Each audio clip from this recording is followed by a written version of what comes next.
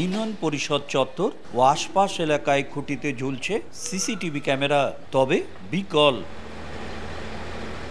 2021-22 অর্থ বছরে নীলফামারীর সৈয়দপুর, ডোমার, কিশোরগঞ্জ, ডিমলা ও জলঢাকা উপজেলার সব ইউনিয়ন পরিষদ ও আশপাশের এলাকায় সিসিটিভি ক্যামেরা স্থাপন করা হয়। প্রকল্পের আওতায় প্রতিটি ইউনিয়নে দেওয়া হয় 17টি ক্যামেরা, একটি মনিটর, ডিবিআর বক্স এবং ওয়াইফাই ডিভাইস।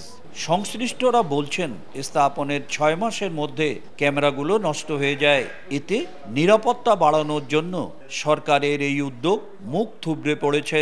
এ কারণে এসব এলাকায় অপরাধ হলেও অপরাধী শনাক্ত করা কঠিন হয়ে যাচ্ছে।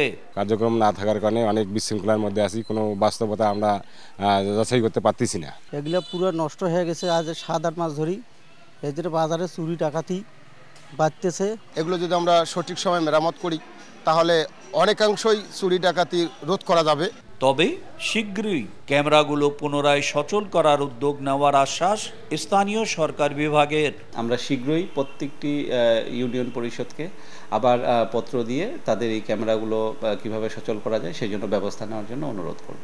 স্থানীয় সরকার বিভাগের তথ্য মতে নীলফামারীর মোট 44টি ইউনিয়ন পরিষদে সিসিটিভি ক্যামেরা স্থাপন করা হয়। শাকির হোসেন বাদল, সময় সংবাদ, নীলফামারী।